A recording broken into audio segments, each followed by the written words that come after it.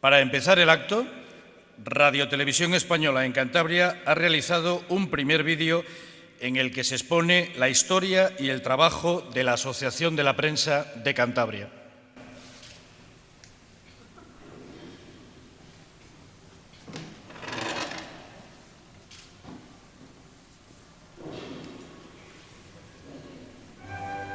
La historia de la Asociación de la Prensa de Cantabria, iniciada en los albores del siglo XX, está indisolublemente unida a la lucha permanente de los periodistas por lograr la dignificación de la profesión. Fundada en 1914 con el decisivo apoyo de los directores y redactores de los principales periódicos de la época y dirigida por José Estrañi, primer presidente de esta institución, fue pionera en la defensa gremial de los intereses de los periodistas españoles. La evolución de la Asociación de la Prensa de Cantabria alcanza un hito histórico, la creación de la Hoja de Lunes de Santander. Esta publicación, aparecida en 1935, fue durante casi medio siglo el órgano de expresión de la asociación y fuente de sus ingresos sociales. Desde la constitución de su primera junta, uno de los ilustres prohombres de la región, Ramón Pelayo, marqués de Valdecilla, colaboró activamente en todos sus proyectos. La vida de la Asociación de la Prensa, desde el comienzo de la Guerra Civil, había quedado paralizada y sometida su actividad al Frente Popular. Lo mismo ocurrió con la Hoja de Lunes y tras la guerra a los principios del movimiento.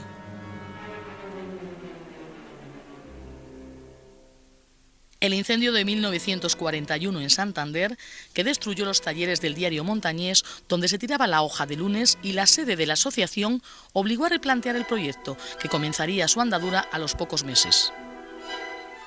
El relato de casi 40 años transcurrió por la censura periodística, los sacrificios para la reconstrucción de la región tras la guerra, la supresión progresiva de las profundas y dolorosas secuelas de la contienda y el desarrollismo posibilitaron la tímida liberación de los años 60, con la aprobación de la Ley Fraga. Esta norma prohibió la censura y, aunque proclamaba la libertad de expresión, fijaba, sin embargo, unas graves limitaciones a este derecho fundamental. Santander fue marcando un cierto pulso periodístico desde la vertiente académica, con la programación de la Universidad Internacional Menéndez Pelayo. Se trataba de un curso anual que en la actualidad continúa y que situaba y sitúa la Magdalena en la sede del debate sobre esperanzas e ilusiones de la profesión periodística. Cuando en España soplaban vientos de cambio político, también llegaron a la asociación con la renovación en la Junta Directiva. A la presidencia accede Francisco Rado, que toma las riendas entre los años 1975 a 1980. Partimos de una cosa que estaba de una época que estaba muy manida. O sea, los periódicos eran muy poco singulares porque todas obedecían a una disciplina anterior, ¿no? Y claro, pues esto convulsionó un poco, no solo dentro de la asociación, porque hicimos una apertura informativa y entonces eso creó tensiones dentro de la propia asociación.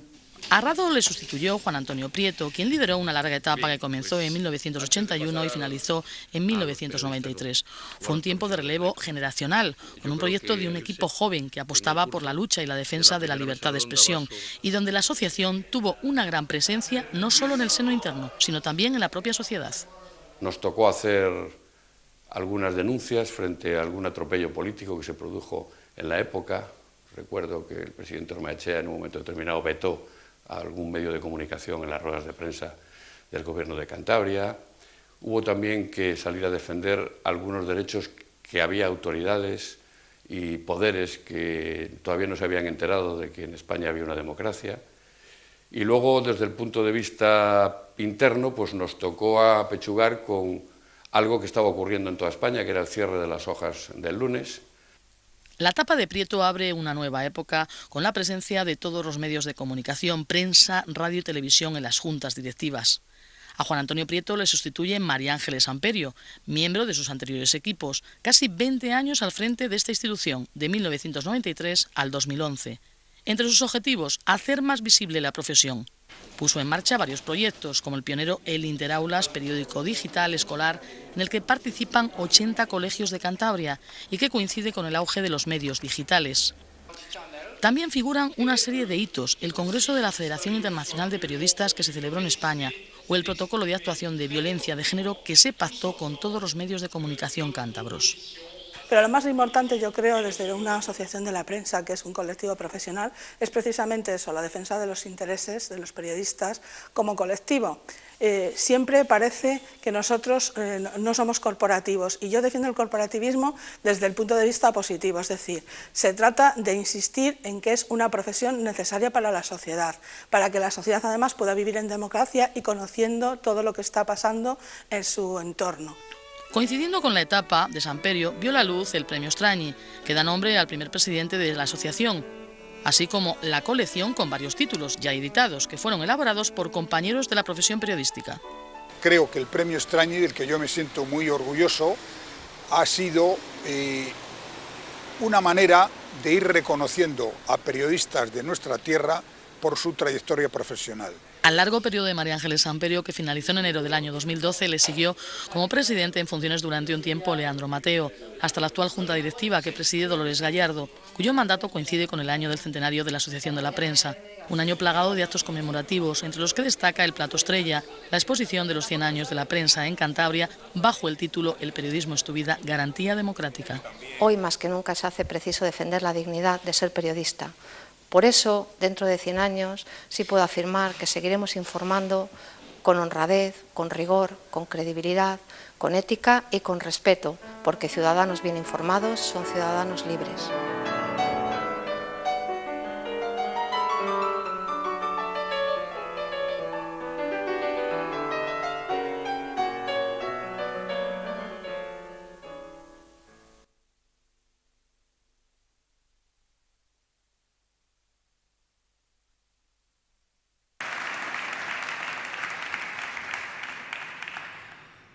Seguidamente, Dolores Gallardo intervendrá como presidenta de la Asociación de la Prensa de Cantabria.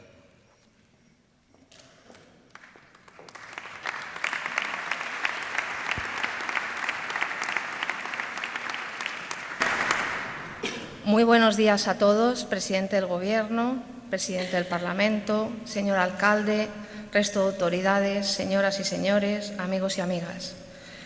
Gracias a la invitación del presidente del Parlamento de Cantabria, hoy estamos aquí para celebrar el aniversario de nuestra Constitución española, la norma que nos ha dado el mayor periodo de paz y prosperidad de toda la historia de nuestro país. Este año se ha elegido la libertad de expresión y de información como lema central para conmemorar nuestra Carta Magna. Por eso, y en una fecha tan especial, es para mí un verdadero honor pronunciar estas breves palabras en nombre de los periodistas de Cantabria como presidenta de la Asociación de la Prensa en esta que es la sede de la soberanía popular. Precisamente, nuestra asociación cumple este año un siglo de existencia, por lo que nuestra participación en este acto cobra aún más relevancia. Para celebrar nuestro centenario hemos organizado un amplio abanico de actos de todo tipo, pensados para salir a la calle y decirle a la sociedad a la que servimos que estamos dispuestos a seguir contribuyendo al desarrollo de nuestra sociedad. Una de las actividades más populares que hemos preparado es precisamente la que hoy se puede ver en el patio central de este antiguo hospital de San Rafael. Se me trabaron. Me refiero a la exposición El periodismo es tu vida y garantía democrática. Nuestro objetivo con esta muestra es recordar a los ciudadanos que el 80% de su recuerdo los tiene no porque lo ha vivido él en primera persona, sino porque se los contó un periodista.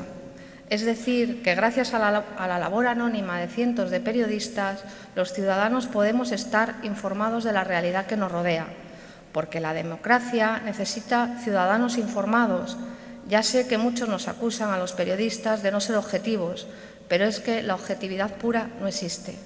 Lo que los periodistas debemos buscar profesionalmente, aunque no siempre lo consigamos, es la honestidad, el equilibrio entre las distintas versiones, pero también el contexto para que el lector, el oyente, el televidente o ahora también el internauta saque sus propias conclusiones de los hechos. Tampoco olvidemos que las empresas editoras de los medios de comunicación marcan su línea editorial según sus propios intereses económicos y políticos. Por tanto, tengo que recordar aquí que en una democracia sana como la nuestra, la pluralidad informativa nos la ofrece el conjunto de los medios de comunicación y no un solo medio aislado. En este punto es mi deber denunciar las condiciones laborales que imponen algunos medios de comunicación a sus periodistas y que les impide desarrollar su labor con dignidad. Nuestra profesión ha sido una de las más castigadas por la crisis. Pero cuidado, cuidado, porque los criterios exclusivamente economicistas pueden limar y coartar la auténtica labor de los periodistas, que no es otra que contar con libertad y, tras el necesario contraste, lo que ocurre a su alrededor. Sin embargo, la disolución del esquema tradicional de los medios de comunicación y las nuevas tecnologías son al tiempo la causa y la solución para los periodistas. Los medios tradicionales ven peligrar su estatus, pero Internet abre nuevas oportunidades para los periodistas que quieran explorar nuevas fronteras en esta bonita profesión. Confiamos en estos momentos de incertidumbre y cambio que den paso a nuevas fórmulas que garanticen un periodismo autosuficiente y libre, porque no hay que olvidar que la credibilidad vende y este debe ser el principal antídoto contra la eterna crisis de los medios de comunicación. Los periodistas somos los que mejor sabemos contar historias y la información es un lujo que los ciudadanos deben disfrutar.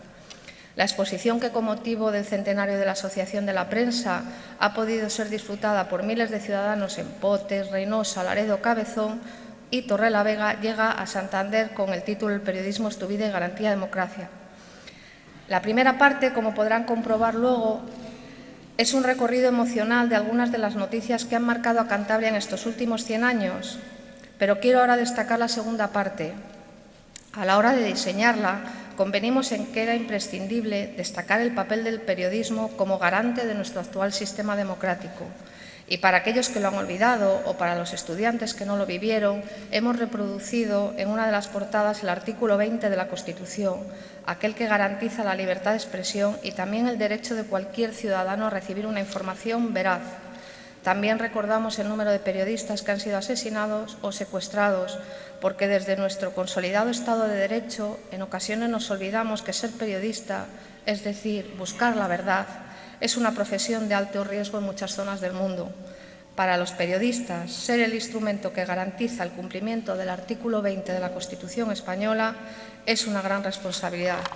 Por eso debo insistir aquí, en este solemne acto y ante los más altos responsables políticos y sociales de Cantabria, que sin periodistas no hay periodismo y sin periodismo no hay democracia. Para terminar, y ya que hemos demostrado contra viento y marea que durante los últimos 100 años hemos sido útiles en Cantabria, en nombre de todos los periodistas de Cantabria, reitero nuestro compromiso de seguir sirviendo a la sociedad a la que nos debemos durante al menos otros 100 años más, porque dentro de 100 años, como ya he dicho, los periodistas seguiremos informando con respeto, honradez, veracidad y honestidad. Muchas gracias.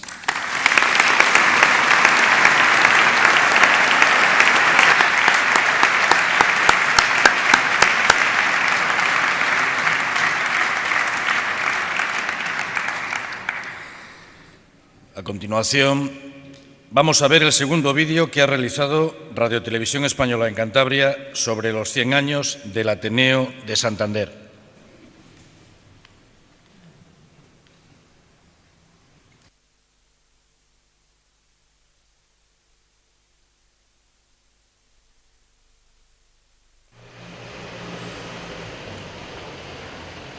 Martín se hizo socio del Ateneo hace 14 años. Desde su jubilación viene aquí todos los días a leer la prensa. Aún no está educado en Internet. Ahora es un hábito, pero vengo por leer. Es un sitio donde estoy tranquilo, leo, cojo libros, estoy tranquilamente, es una forma de pasar. Hace 25 años las salas del Ateneo también se utilizaban para eso, pero mucho más. Y había que solicitar mesa para jugar al chinchón. Hoy ya no hace falta. La biblioteca del Ateneo contrapone hoy a una sociedad que vive en red, estantes llenos de libros y un depósito documental, en total casi 21.000 textos. Fue una iniciativa de burgueses ilustrados que nació para la tertulia, los actos musicales o la lectura de textos narrativos o poéticos. Un viaje en el tiempo que comienza con el renacimiento del puerto, que prospera con la neutralidad española en la Gran Guerra. Gabriel María de Pombo, mayordomo de Alfonso XIII, es su primer presidente. el sentido del Ateneo, o uno de los grandes sentidos del Ateneo, es el de la tertulia, ¿no? Que es por eso por lo que el Ateneo ahora mismo pues parece que es como un centro cultural donde se dan una serie de actos, o se ofrecen una serie de actos culturales, pero ha perdido un poco esa vida de tertulia que también la ha perdido la sociedad actual, ¿no? Aquella primera junta tuvo 14 miembros. Se instaló en un local de la plaza de Atarazanas hasta que en 1917 un incendio lo redujo a cenizas. Cada socio pagaba 4 pesetas, un precio por el que se podía ver recitar a Gerardo Diego, hablar de literatura a Unamuno, de medicina a Gregorio Marañón o de historia a Américo Castro, después exilado.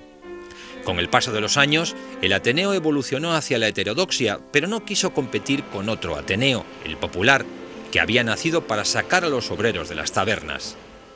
Y era muchedumbre lo que veía, y había colas normalmente para entrar. El Ateneo de Santander era más discreto en ese sentido.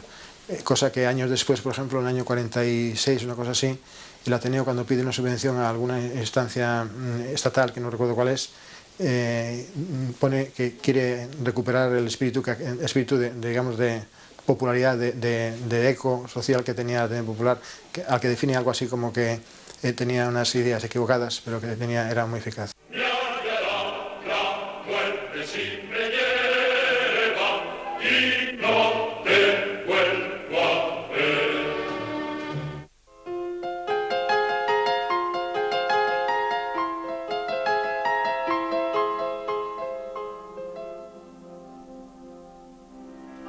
Con la posguerra, la oscuridad también llega al Ateneo. Tras la dimisión de Francisco Cubría en 1941, el gobernador civil nombra presidente de la entidad al exalcalde de Santander, Fernando Barreda.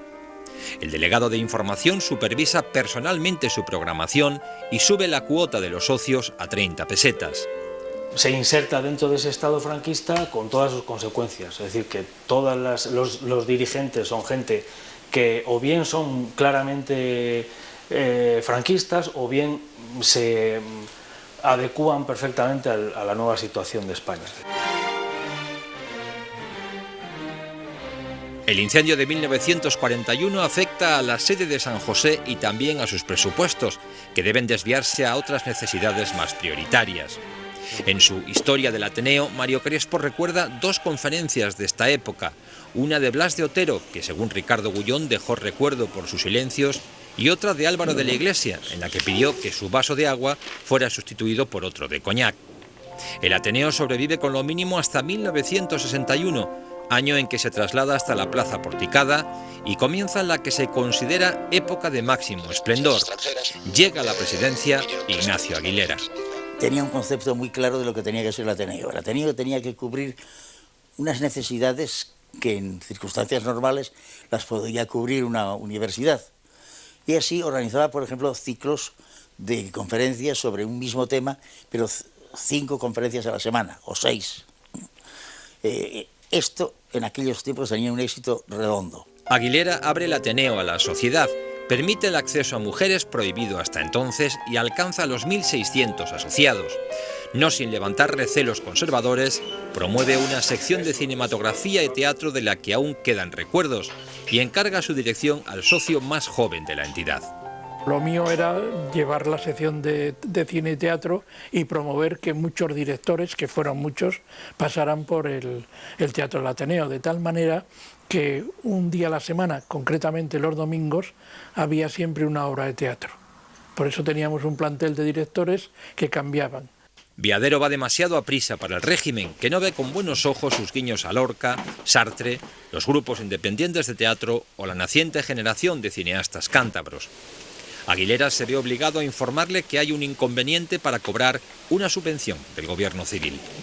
Entonces yo le pregunté de cuánto es el libramiento y dice, pues es $500.000 de pesetas, que entonces era una cantidad bastante importante.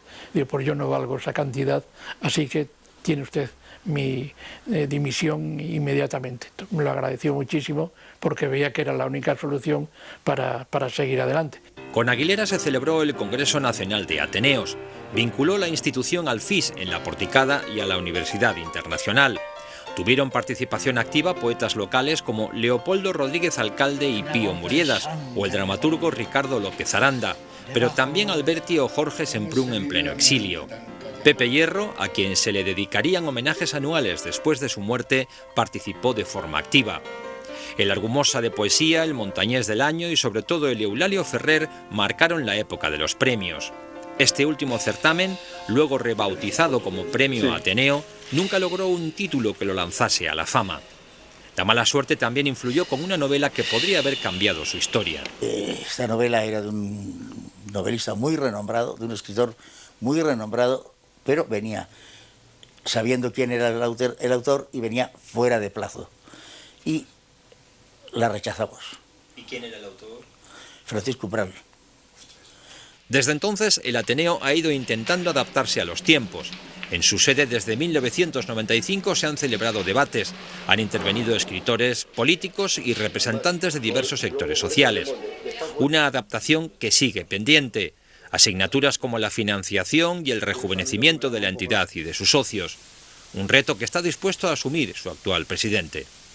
Intentando que los jóvenes se incorporen a la propia programación del Ateneo, de tal manera que sean ellos los que tomen decisiones sobre qué cuestiones hay que abordar y que serán las que obviamente interesen más a la gente más joven. No va a ser fácil. Sus 291 socios pagan hoy casi 12 euros. En plena era digital, en el Ateneo aún se vive de los recuerdos de su libro de oro. Y hay vetustos salones presididos por cuadros de Riancho, Julio de Pablo, Ricardo Bernardo o Quirós. Un viaje en el tiempo al que tiene que llegar la alta velocidad.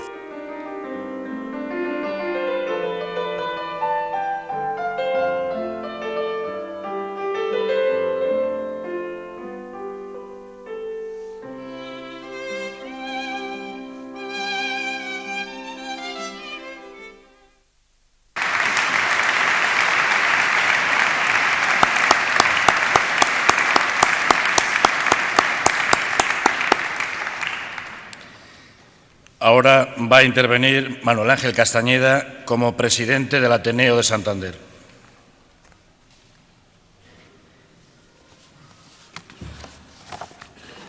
Buenos días, ciudadanos de Cantabria, presidente del Gobierno, presidente del Parlamento, diputados, consejeros, autoridades, rector de la Universidad Europea del Atlántico, amigos todos.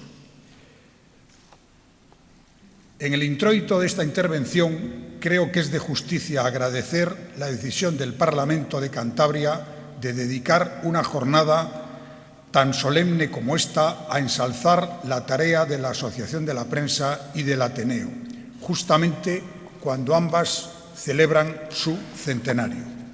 En este reconocimiento, la Junta Directiva y los socios del Ateneo lo interpretamos como el reconocimiento de toda Cantabria, porque no en vano en el Parlamento reside la representación de todos los cántabros.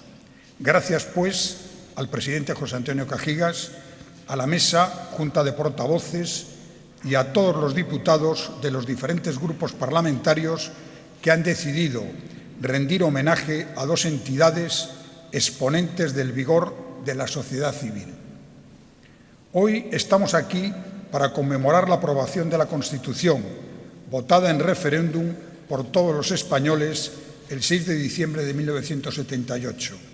Y en este día, el Ateneo de Santander ratifica su adhesión a la Carta Magna que todos los ciudadanos españoles nos otorgamos libremente. El Ateneo es una institución fundada el 29 de julio del año 1914 por Gabriel María de Pombo Ibarra, que a lo largo de este siglo de vida ha mantenido y mantiene su vocación de difusión cultural y su disposición para ofrecer a todos el acceso al conocimiento. El texto constitucional expresa en el artículo 44, párrafo 1, que los poderes públicos promoverán y tutelarán el acceso a la cultura a la que todos tienen derecho. Y el Ateneo contribuye a que ese precepto se cumpla, a que las artes y la ciencia lleguen a todos los cántabros. El conocimiento es esencial para la formación de un juicio crítico, un juicio capaz de permitir interpretar los hechos y, en consecuencia, generar una opinión sobre el mundo circundante. Sin cultura, la democracia es un instrumento inane. Los españoles deben poseer el necesario grado de formación para poder analizar la realidad de su entorno y con estos elementos decidir qué gobierno prefieren. Es más, el filósofo Emilio Lledó sostiene que el verdadero patriotismo es la cultura y desde el Ateneo entendemos la cultura según la definición del maestro Ortega y Gasset, que decía: la cultura es el conjunto de ideas desde las que un tiempo, el nuestro, vive, y por ello pretendemos, en ese sentido, hacer de todos los españoles buenos patriotas capaces de asumir su propio futuro, su destino. Hoy, 36 años después del referéndum que avaló el texto constitucional, hay nuevas generaciones que deben conocer los valores de fondo que comporta. Unos ideales que permanecen incólumes y que siguen plenamente vigentes, por más que el texto pudiera merecer alguna actualización en ciertos aspectos. El Ateneo es una ONG cultural sostenida por más de 300 socios y por el apoyo vital de instituciones como el Gobierno de Cantabria, la Fundación Botín, Liberbank, el Diario Montañés, E.ON y el propio Parlamento Regional. Junto a sus socios, una biblioteca de más de 20.000 volúmenes y unas instalaciones de 3.000 metros cuadrados con una densa programación de eventos culturales son realmente el patrimonio de un centro, el Ateneo, volcado en la tarea de acercar la cultura en todas sus facetas a los cántabros. Muchas definiciones del Ateneo sirven para entender su labor. El alcalde de Santander, Íñigo de la Serna, dijo con motivo de la entrega de la Medalla de Oro de la ciudad a la institución que un siglo del Ateneo es el sumatorio preciso de las mujeres y hombres que, desde el trabajo callado o desde la tribuna elocuente, han hecho de la institución un emblema inseparable del Santander más emblemático. Una excelente forma de sintetizar que el Ateneo es coral, fruto de la suma de voluntades, esfuerzos y desvelos de muchas personas. Algunas de las numerosas personalidades que han impartido conocimientos desde la tribuna ateneística dejaron su definición de la casa en el libro de honor. Así, Jesús Pardo fijó su visión del Ateneo con esta frase: el Ateneo es verdadera panatenea en la que la mente recibe sabrosísimo alimento. Y Luis Carandel describió el Ateneo santanderino como ejemplo de tolerancia y libertad. La libertad es bandera irrenunciable en nuestra casa, desde el libre acceso a los eventos culturales de todo aquel que quiera acercarse, hasta la capacidad de que en el foro ateneístico se expongan diferentes puntos de vista y se abran debates sobre cuestiones que afectan a la sociedad cántabra, sin dogmatismos, con el único límite que impone la Carta Magna y la legislación nacida de un Parlamento democrático. Durante un siglo, el Ateneo ha evolucionado al compás de la sociedad santanderina, tratando de estar siempre un paso por delante para aportar nuevas ideas e innovar en una sociedad que, en determinados momentos, se acomodaba en exceso. La historia del Ateneo está cuajada de momentos relevantes para la vida intelectual de nuestra comunidad. Desde la presentación del manifiesto lírico creacionista y ultraísta por Gerardo Diego, hasta el homenaje que en forma de estatua rindió nuestra institución a José del Río Pic, allá en el Sardinero, y que es uno de los referentes de la ciudad de Santander, pasando por momentos históricos como la presentación, por primera vez en Cantabria, de un avance que ha revolucionado el universo del conocimiento, Internet. En la tribuna de nuestra institución han disertado los científicos, escritores, filólogos, músicos, físicos, abogados, pintores, sociólogos, matemáticos, periodistas más importantes del momento. Ahora, en el año de su centenario, el Ateneo debe afrontar los retos que presenta el siglo XXI sin por ello perder sus señas de identidad. Una tarea imprescindible para cumplir con la misión primigenia, que no es otra, nunca se reiterará suficiente, que la de acercar la cultura a los santanderinos. Para cumplir esos propósitos es imprescindible reforzar la integración con la sociedad de Cantabria, porque el Ateneo debe programar una actividad transversal, abierta y receptiva. También abrirse a las nuevas tecnologías, ofreciendo los contenidos de nuestra actividad a través de Internet e incentivando nuevas opciones pensadas en exclusiva para ser difundidas a través de las redes sociales. Para el desarrollo de esta nueva etapa ateneística contamos con los elementos esenciales de toda empresa intelectual. Un equipo humano con sólida base, formada por eminentes médicos, catedráticos, juristas, escritores, jueces, científicos y periodistas que abarcan el amplio espectro del conocimiento. Porque la ciencia es un elemento esencial de la cultura y, como tal, merece un lugar de honor en nuestra actividad. Junto al equipo humano, una base de socios que, si bien debe crecer en el futuro, sustenta la institución y, sumado a todo ello, unas instalaciones que permiten desarrollar un programa cultural diverso y rico. Concluyo con un agradecimiento a quienes durante 100 años han mantenido y enriquecido nuestra institución, a los presidentes y a las respectivas juntas directivas que trabajaron de manera altruista para abrir una ventana al conocimiento y la cultura, y de manera especial a los socios y a las entidades que con su aliento han logrado que el Ateneo doblara el cabo de los 100 años, convirtiéndose en la entidad cultural más antigua de Cantabria. Muchas gracias.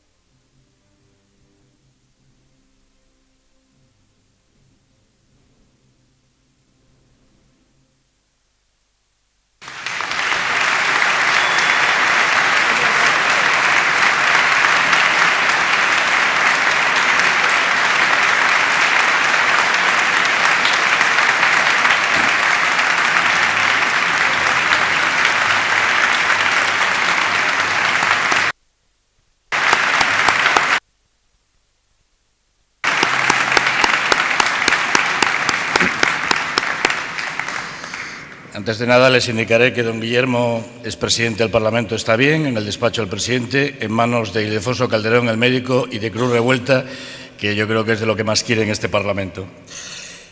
Acabamos de escuchar la fanfarria La Perí de Paul Dukas y música para el funeral de la reina María II de Inglaterra. Estas interpretaciones, especialmente la segunda, constituyen uno de los homenajes musicales a la consecución de los derechos y libertades consagrados en textos como la Declaración de los Derechos del Hombre y del Ciudadano o la Declaración Universal de los Derechos Humanos. Es una pieza que entronca perfectamente con lo que viene siendo la labor de la Asociación de la Prensa de Cantabria y del Ateneo de Santander. En este momento del acto, el presidente del Parlamento de Cantabria, José Antonio Cajica Rodríguez, pronunciará su discurso institucional con motivo de este 36º aniversario de la Constitución Española de 1978.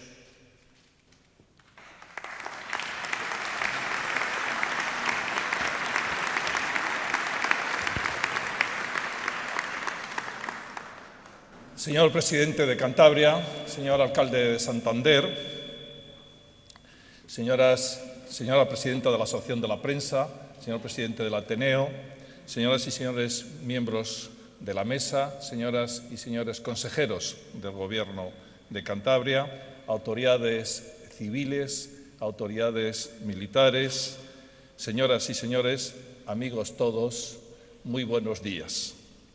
Sed bienvenidos al Parlamento de Cantabria.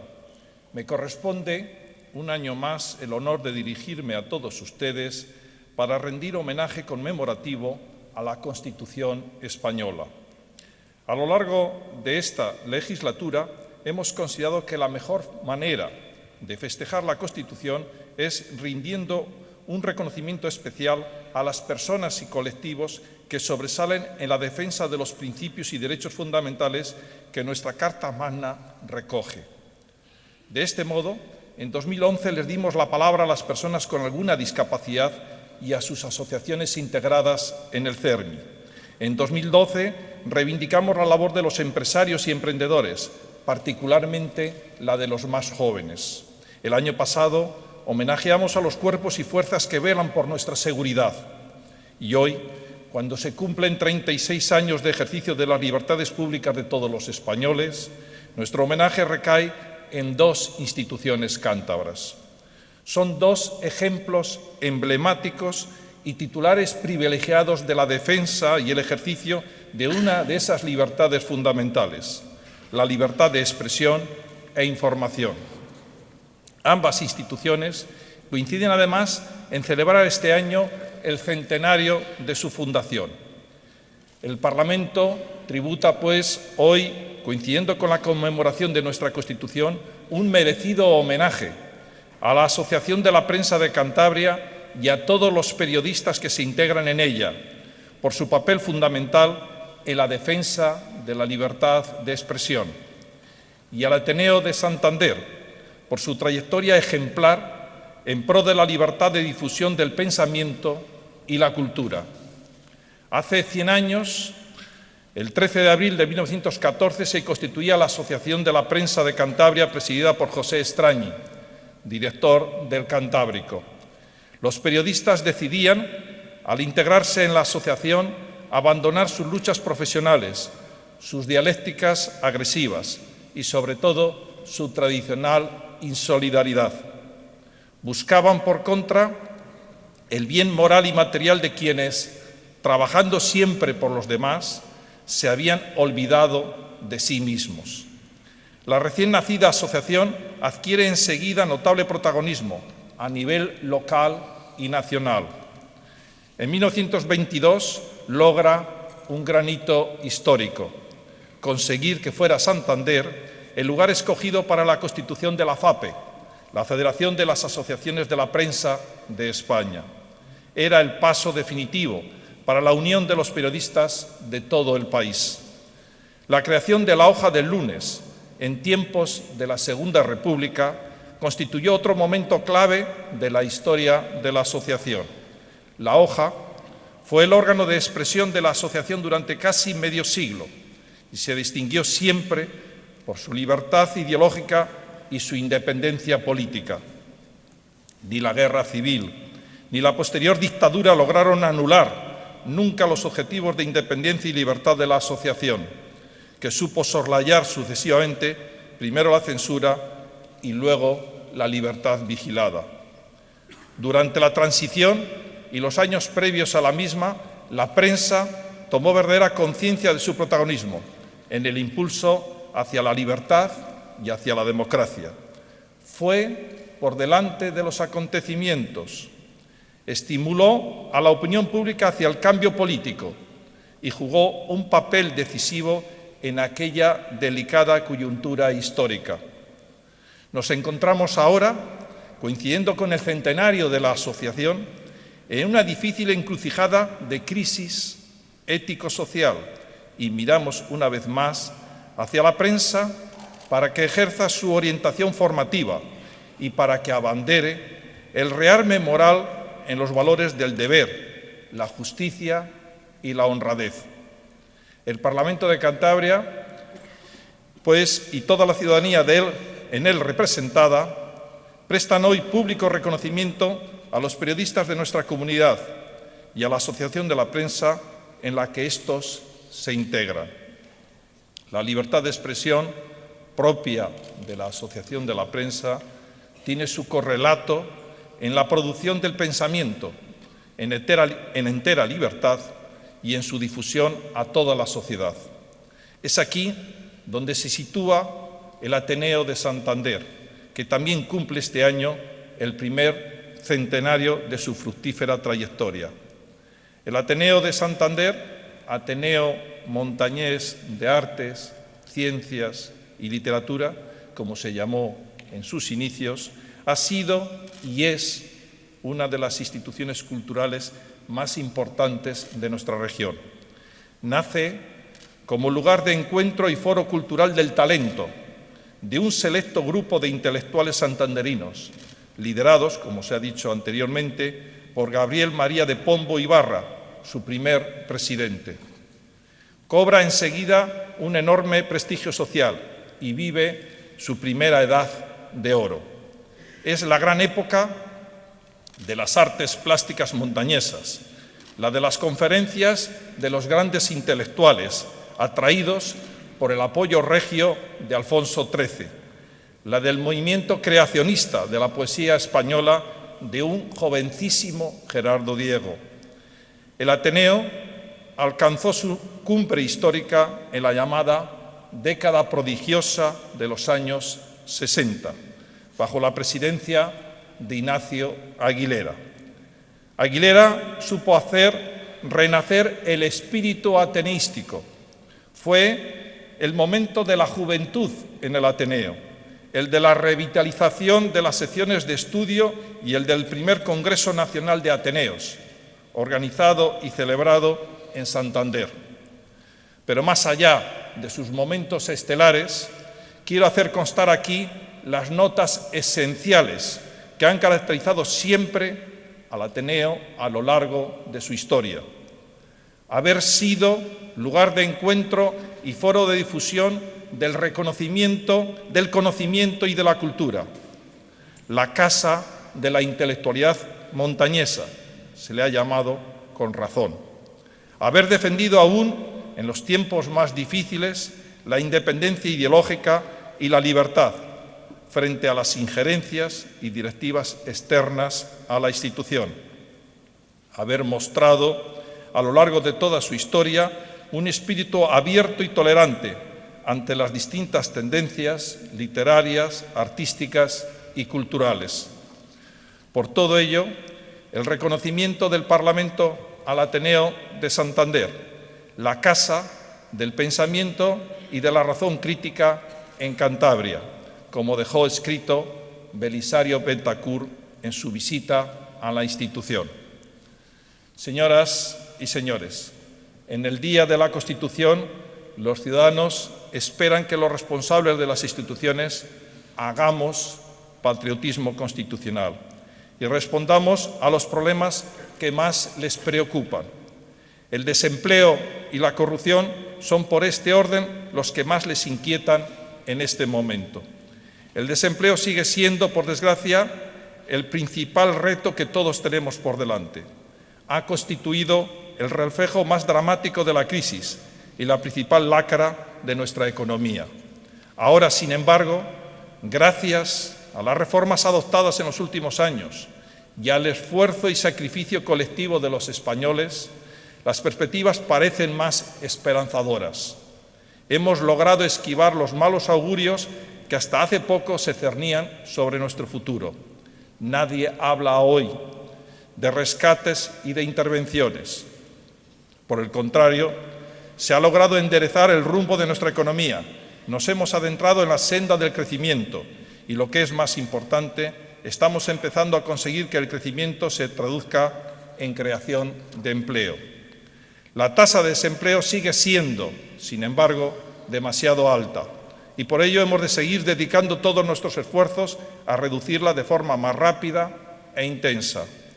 Hemos de adoptar nuevas medidas para que la economía sea capaz de generar, cuanto antes, más y mejor empleo. Y tenemos que apostar por un trabajo digno. En la España del siglo XXI no nos podemos conformar con un empleo que no permita a las familias vivir con dignidad. En todo caso, ninguna mejora es espontánea.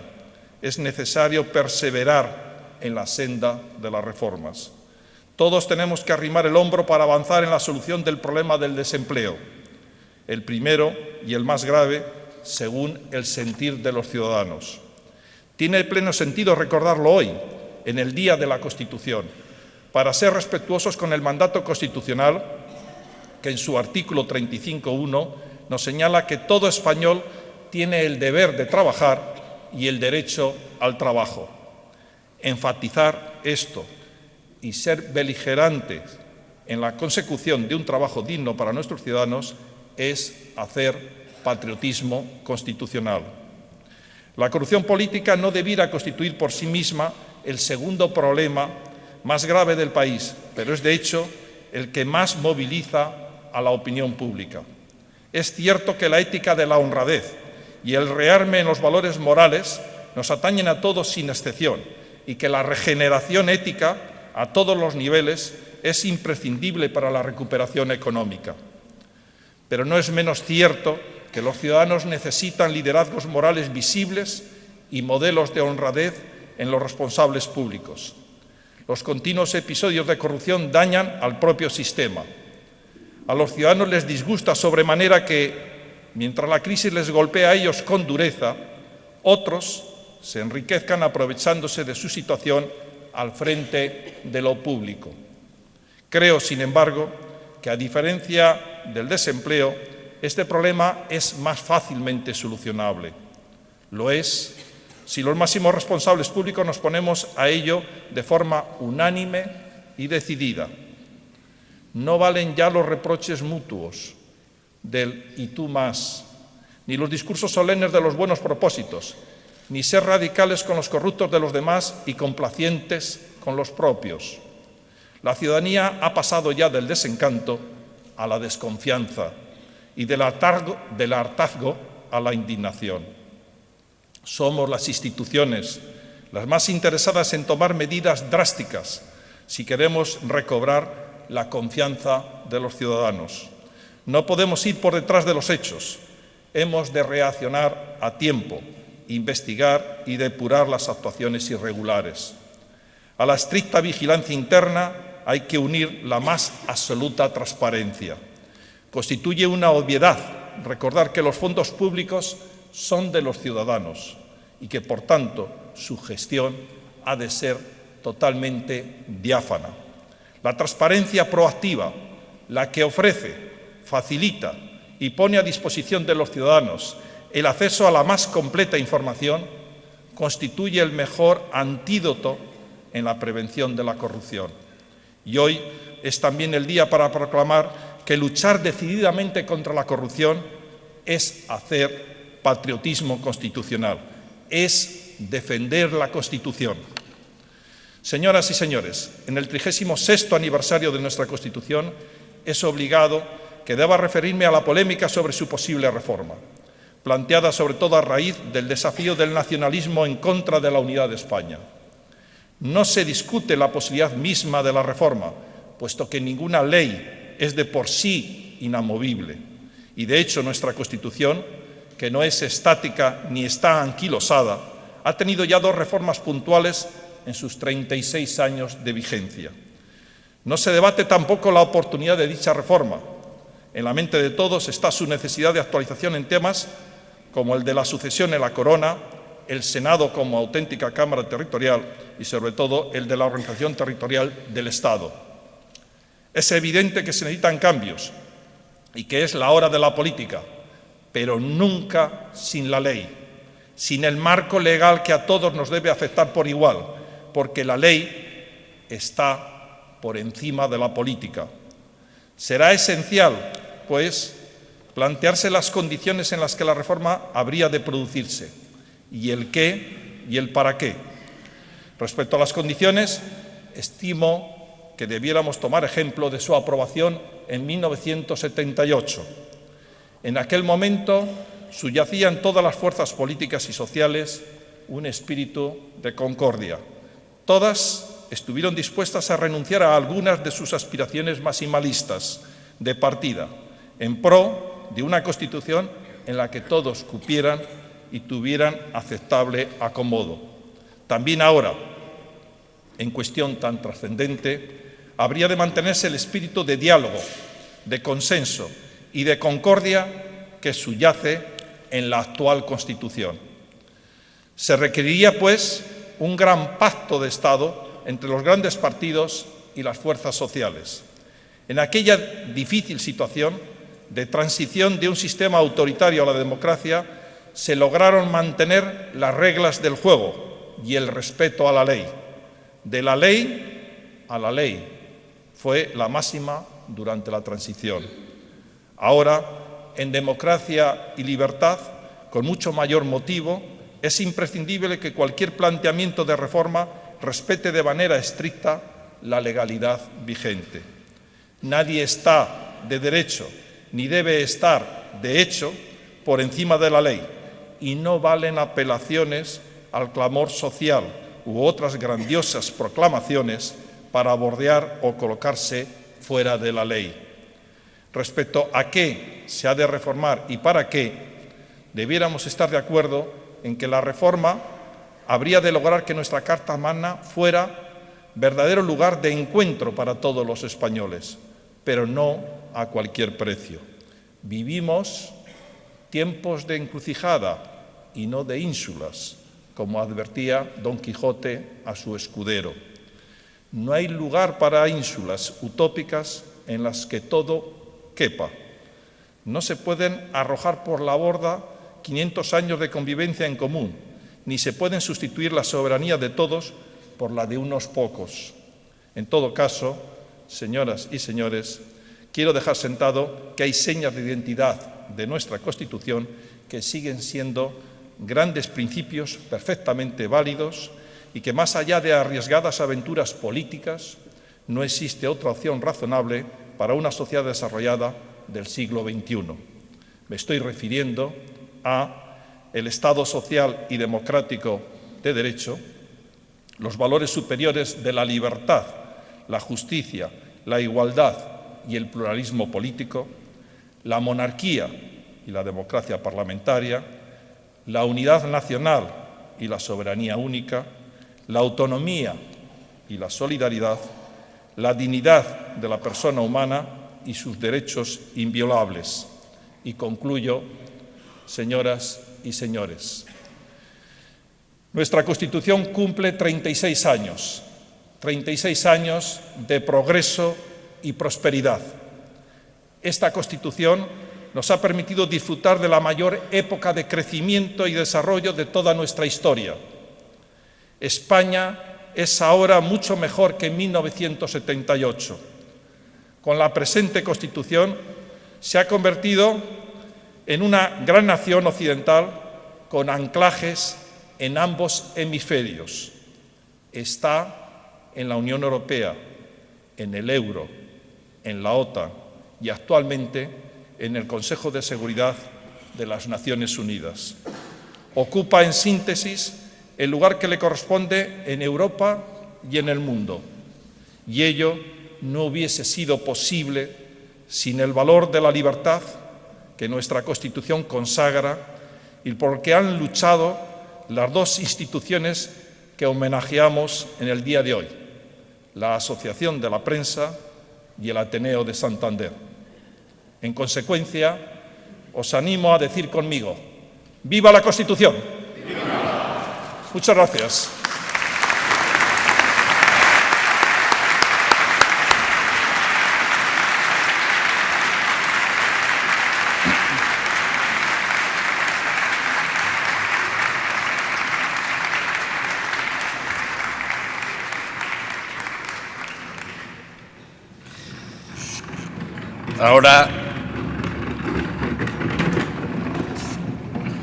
Ahora decía, seguiremos disfrutando de la actuación del Ensemble de Metales y Percusión Jesús de Monasterio. Lo voy a repetir otra vez porque es muy bonito el nombre. Ensemble de Metales y Percusión Jesús de Monasterio, cuyo director es Francisco Pacho Flores.